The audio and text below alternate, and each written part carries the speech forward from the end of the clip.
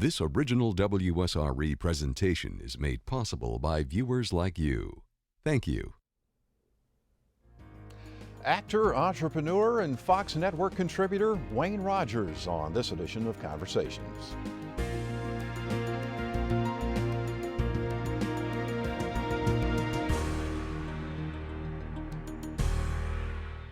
Many remember Wayne Rogers as the wisecracking yet charming Trapper John on the hit television series MASH. In real life, he's still charming and perhaps from time to time wisecracking. But mostly, he's a successful, well-respected entrepreneur and business commentator. He regularly appears on the Fox network and is chairman or CEO of several businesses. He's produced movies and Broadway shows, founded banks, developed real estate, and managed business activities for some big-name Hollywood personalities. Wayne Rogers, welcome. Thank you, Jeff. Appreciate you spending some time with us. I'm curious, what was it that got you from Hollywood to such a large presence in the business world? Well, it started when I first made a little money. You know, when you're an actor, you start out as an actor. Like most actors, I started out in New York, you know, on the stage, and trying to make a buck as an actor is very difficult, particularly when you start out on the stage. So I waited tables at Schreff's in 42nd Street in those days, drove a cab, did all those things to make a buck. And so when I first made some money in Hollywood, I had read all those stories about business managers, you know, who had well, for example, John Wayne. John Wayne lost all his money with a business manager who turned out to be a crook, and people like that, you know. And I thought, if I'm going to lose my money, I want to be the author of my own demise. I don't want to have to blame somebody else. So that's how I got into it, and I began to invest money, and then I was reasonably successful at it, and there was just one thing led to another. I think it's kind of interesting about you. I know a lot of folks in entertainment or sports, they maybe lend their name to something, or they seem to be, you know, involved from afar, but you're down in the nuts and bolts of it. Well, it interests me. You know, we live in a capitalist society. I suppose if we lived in a totalitarian society, I'd be a politician, but we live in a capitalist society, so the game is capitalism, and so I like to play the game. I enjoy it. I think the competition in a free market is one of the things that brings us freedom in the United States. Freedom anyway. You know, it's an interesting thing. I've done a lot of homework on this. There is a guy at Claremont College in California named Paul Zak, who's over the years, we have, I'm going back, proto-men. Right. A couple of 100,000 years ago, right, when, you know, before Homo sapiens was even, as we were becoming humans from some common ancestor back there, we had to hunt the mastodons, you know. Well, we were little people. We couldn't go out and do it alone, so we had to band together to do it. And out of that came, I had to know that you were going to do your job on one side, somebody else was going here, somebody was here, and if we attacked the mastodon, then afterward we had to carve up the meat and distribute it. And out of that came something called reciprocal cooperation. I had to cooperate with you, you had to cooperate with me, and eventually that engenders the word trust. Right. I have to trust that you're going to do your job, you have to trust. And tribal societies understood this. And tribal societies today understand that. You have to trust that this guy's going to do what he says he's going to do and vice versa. So out of that comes a moral code. And that really is the basis in capitalism when you think about it. If I'm trading with you, right, if you're in overseas or something like that, you're going to sell me something, you have to know that I'm going to pay for that. You're going to trust me to pay for that. I'm going to trust you to deliver that. Right. That engenders a moral code. And I think that is the basis to a lot of things of what we think about as modern day civilization. Speaking of trust, has that been violated? Has that trust been violated by what's happened with the banking crisis over the past few years? I don't think the trust has. The banking crisis, certainly a bank, you picked a great example, is based on trust. Right. I put my money in this institution, and I expect that institution to take care of that money so that when I go write a check, that institution will pay off that. Again, it's once a thing. It's an exchange situation in which trust is engendered. And yes, of course, anytime I think any institution, when it fails or is corrupted or something like that happens, it destroys trust. Yes. I mean, we have the same problem with our governments too, both federal, state, and local. You've been pretty outspoken about this quote unquote Great Recession and how things occurred, how we led up to it. Yes. Give me your thoughts on what happened. And specifically speaking, I think it's kind of interesting. You testified before Congress years ago talking about the Glass-Steagall Act. Take it from there. Well, the Glass-Steagall, so many times you see, as I said, you read in the paper today, I don't think you can read it anywhere where somebody doesn't say, oh, this is the greatest financial crisis since the Great Depression. It's always compared to the Great Depression. Right. Well, if these people today thought about the Great Depression and really meant what they said, they would go back and say, what caused the Great Depression and what did we do to cure it at that time, instead of having to try to invent something new, And so what happened after the crash in '29 and the Depression, in 1933, the Pensacola hearings, which led to the passage of something called the Glass-Steagall Act. The Glass-Steagall Act effectively separated investment banking from commercial banking. Right. And I define commercial banking as taking deposits and making loans, period. Investment banking, you're an investment banker, are you not, Jeff? Yeah, well, I'm involved in the financial industry. Yes, yeah, right. Yes, okay. But an investment banker is someone that sells stocks and bonds, trades, underwrites securities, trades derivatives, et cetera, et cetera. And those two functions, when they were combined and prior to 1933, led to a great problem of the crash of '29. Now, all of a sudden, in the 90s, we abandoned all of that. Primarily Sandy Weill and people like that who conglomerated the banking system and lobbied the Congress to change the Glass-Steagall Act, and they passed in 1999, I believe it was the Graham-Leach-Byerly Act, which did away with that, allowed investment banks and commercial banks to come back together. Right. And bingo. We got a it problem. just set the stage, yes. Yeah. Because sooner or later, and by the way, we haven't cured it. Yeah. We have made big banks bigger. When they talk about too big to fail, the president says, well, we won't have anybody who's too big to fail anymore. Wrong. You've got 4 banks now in the United States that control over 50% of the banking assets. It's outrageous. Do you think the political powers who are in charge, and I'm talking about from 1600 Pennsylvania Avenue to Congress right on down to the local levels, do you think most of those guys and girls really understand the economy? Do you think they really have the horsepower to know what should be done, perhaps? I doubt it. As you well know, the economy is terribly complex, and there are so many segments of the economy, too, that affect various things. No, they do not. As a matter of fact, I don't think academics do either. I mean, I read Paul Krugman writing in the New York Times, and Blinder and people like that. I'm not so sure that they fully understand it. For example, they've never had to meet a payroll. They've never known what it is to work in a business. They've never started a bank. They've never been, involved in that. So they look at it as an academic does, and most people, I think, in the government always employs on the President's Economic Council and these economic advisors are generally academicians. And for the most part, they don't know what the hell they're doing. Yeah. And so I find that a practical business person who has had to work in that, or somebody who's had to work in the banking business, understands that. The regulators even understand it to a certain extent. And so somebody with that kind of a background, somebody who's been on a Federal Reserve Board, or somebody who has done that. For example, there's the guy who's the head of the his name is Fisher, I think, who's the head of the Federal Reserve Bank in Dallas, that particular section. He agrees that Glass-Steagall was what we just talked about. If you brought back the Glass-Steagall Act, that would be fine. That would correct all of this. We wouldn't have too big to fail. Right. And as I've said, too big to fail is really too big to exist.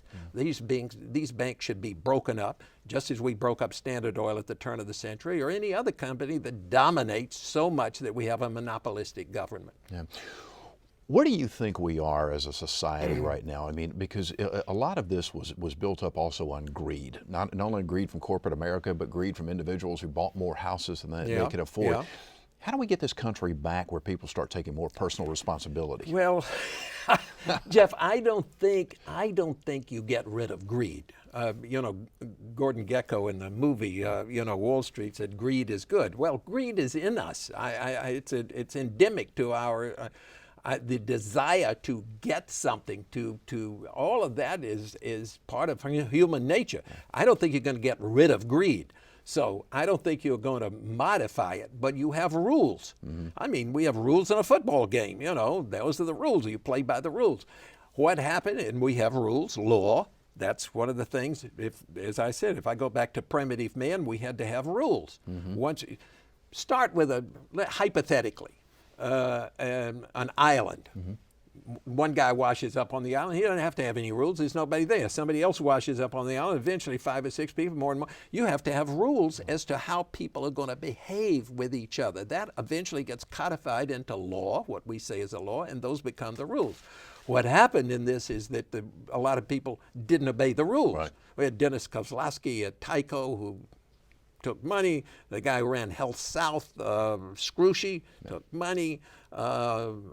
Delphi, all these people who disobeyed the rules, the Jeff Skillings of the world and all of that. And of course, rightfully, they should in fact be punished, go to jail, whatever it is, take their money away. So I don't think you're ever going to stop corruption totally. Right. But most people who have when you say greed, have an interest in a moral society because it's selfishly good for me to obey the rules, and it's selfishly good for you to obey the rules when we are in a transaction together. Absolutely. Because that way it's where both parties come together and have something to gain, and you negotiate in good faith, and you both get what you want. Yeah. Let me get back to by the way, that happens every day when you go buy the groceries. Yeah. Or you go to Walmart or wherever you go to buy something, they have a price. You negotiate in good faith. Somebody has made something, and you say, okay, it's worth something, I'll pay for that. Right. Let me get back to your business career specifically. What are some of the things that you're involved in? Let's see, right now. Well, I have always had an interest in real estate. So we do a lot of real estate. When I say real estate, we built shopping centers, office buildings, housing. I have a housing development going on now up in Crestview. As you know, we have the base relocation Act, which is bringing in a lot of specifically the 7th Special Forces from Fayetteville, North Carolina to this area. That'll be about 5,000 families. As you know, the naval base out here all of that produces economic activity and a need for homes and stuff. So I'm building some homes up there. Somebody say, what, in this market you're building houses? My God, the housing market is so bad. Well, there's a specific need for housing for these people in this area. So that doesn't frighten me. I'm involved in the banking business. As you said, I'm a shareholder in about 4 or 5 community banks, not large money center banks. Community banks are the people who pretty much supply most of the money to local businesses and small business, which creates most of the jobs in the United States. So I'm involved in that. I serve on the board of a New York Stock Exchange company that's in the electronics business. You're also in the bridal business, aren't you? Yes, yeah. That's what I'm curious about. Yes, well, we bought it. That was I like distressed businesses. I'm very, I should say, I'm better. I need a challenge. I need somebody to tell me it can't be done. Right. That's sausage to my grinder, if you will. I mean, if you say, oh, this business is in terrible shape, it can't be saved, or something like that, that gives me, the creative part of me says, wait, let's think this through, let's find a way to do this, da-da-da-da-da. So we bought this business, Kleinfeld, which is a largest retail wedding dress business in the United States, I believe. and an icon, but it had been a Canadian promoter by the name of Maurice Zelnick had bought this business from the family and effectively just destroyed it. So we bought it. It was a distress buy, and we built it back up, turned it around. It had a great brand and all of that, and we have from the time we bought the business till today, it's about 8 years, we have increased that business 5 times, Really? 6 times over, yeah. What was the secret sauce? Service. There's nothing unique. Yeah, they're unique in fashion. I mean, you have on a pinstripe suit, beautiful, I might say. Well, thank you. Thank you very much. But you know, so you can say, okay, there's only so much you can do to the human body. It wears a suit, you wear a jacket, or whatever it is. Dresses are dresses. There is, yes, every year there are new styles, there are new this, but a wedding dress there are new styles in wedding dresses. I'm not I don't know that much about that part of the business, but the way people are going to get married, it's been a great business for us in the sense that it's depression-proof in that sense. But what we've done more than anything else is bring service to that. We treat the bride better than anybody. So if a bride comes into New York or comes to Kleinfeld, she's going to spend an hour, hour and a half, 2 hours picking out a dress. And then when she comes back for fittings and all of that, and she brings her mother and her bridesmaids and all of those people. So it's a whole entourage that does this. We have a television show on the air called Say Yes to the Dress, which comes on the Learning Channel, TLC, which is all about Kleinfeld and and you could see in that show how we treat brides. Yeah. What is the biggest mistake that new entrepreneurs, what's the biggest mistake new entrepreneurs make? I think they underestimate the time it's going to take to make it successful. Unless you have even if you have a unique product, a cell phone or something that's new and all of those sort of things, it generally takes you, if you think it's going to take you a couple of years to get this business going, double it, you know. And I think that's the biggest mistake that people make. They underestimate that, and you underestimate to a certain extent, the time and effort that it's going to take to really make it run. I'm curious your thoughts on technology, particularly the internet and the way things are evolving from mobile devices. Is that good or bad for most business people? I think it's good. I think it's good in the long run because it's here. There's nothing we can do about it, and it's going to happen. And you know, Homo sapiens, I talk about us humans as being Homo sapiens. We are very imaginative, and we are endemic to us is our ability to invent things, to find new ways to do things, to find better ways to do it, to make things more efficient. So it's going to happen. So anything that is electronic. Now, you do raise a point, though, where you say, are the machines going to one day take us over? You know, right. Are we going to create artificial intelligence to the extent that they will be? I don't see that ever happening, but we're getting very close to where machines can do a lot of things that, you know, they can't be creative, though. They can do what we tell them to do, but they can't invent on their own.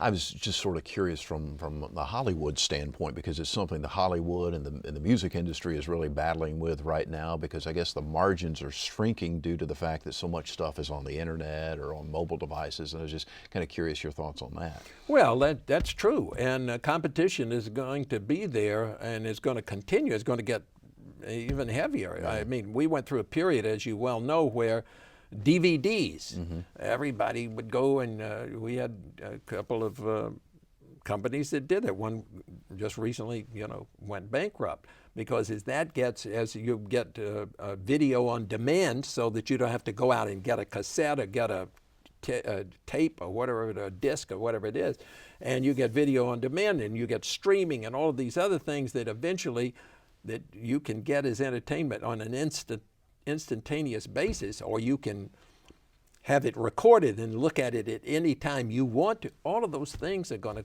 constantly change the business. Yes. Yeah. So the business model, as I said, you said one of the things in the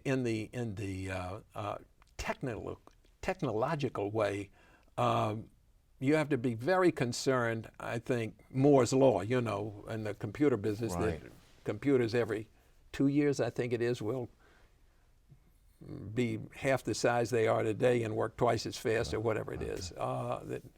That's constantly changing, and we've gotten now where, you know, you can store an enormous amount of money on it, enormous amount of information on a chip the size of your fingernail. It's staggering, and that gets greater and greater. And yes, out of that will come all of these various things that are going to be very difficult for us to keep up with. Yeah. It's going to be that changing business model. I guess in a lot of ways for folks who want to get in the entertainment business, it'll be an opportunity, and for some of the bigger companies, compression on margins, challenges, huh? All of that is true, but as we know, we see less and less actors because we see more and more animated, both television shows and animated films, you know, and things in 3D and all of this. But if somebody is out there who wants to be an actor or a director or a producer or one of those things, you're always going to have a human element. So you can't do this. You can't have live things in the theater and do it with animated people. You know? What's your take on reality shows? Well, it was driven by the economics. That's what happened. Is it is and has become so expensive to do a stage show, a drama, or a half-hour comedy, or whatever it is, or an hour, you know, dramatic show. All of that became so expensive that the networks began to, and as the networks began to find competition, we had at one time when I was growing up 3 major networks. That was it. You know, ABC, CBS, NBC. Now you've got a proliferation of, 300, 400, 500 channels, yes, that you can get all kinds of things on. So as that increased, that competition increased, the competition also for content increased. So content, you just couldn't go out and produce a dramatic show and put it on the net.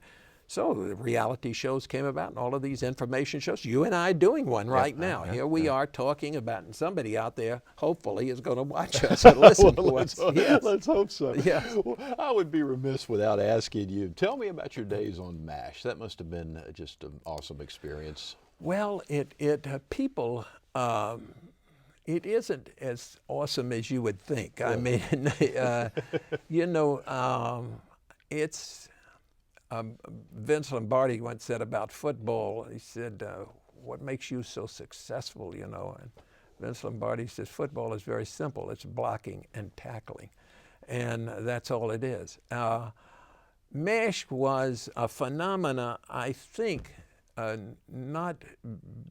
think it hit the public at the right time, and I think that the basic fundamental of saying we're talking about life and death, that was the fundamental in an operating room or whatever it is that you're trying to save somebody's life.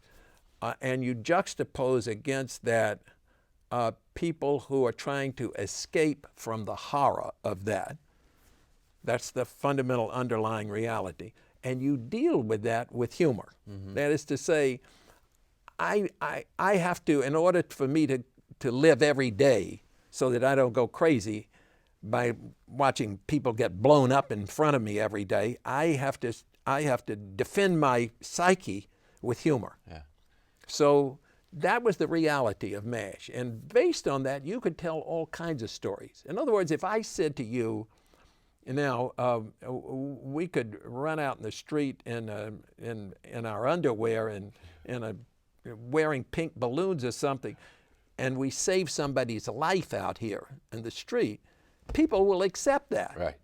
They wouldn't think we were crazy. Right. We might think we were funny or a little nuts, but they say those 2 guys saved that person. They tied pink balloons to him or whatever the hell it was. So that the humor of that is acceptable. Almost anything is acceptable because you're doing something ultimately that is good. You're saving somebody's life.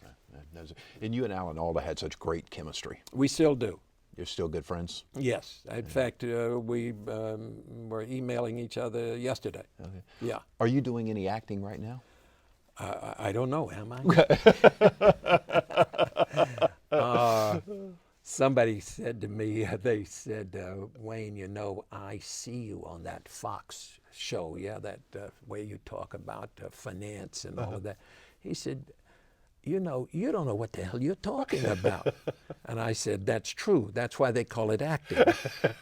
So, I'm getting a little bit short on time here, but you have written a book. Tell me a little bit about that and when it's coming out. well, it's going to be published in February. It's not the book I wanted to write. I wanted to write about the banking crisis, which I think is fundamental to what happened, you know, in this particular financial crisis. But the publisher wanted me to write about some of my financial experiences. So it's sort of an odyssey, a personal odyssey of some of the businesses. There's a chapter on Kleinfeld, our wedding dress business, things like that, that businesses that I've been involved in over the years, and the story of that, a chapter about that, and what those were.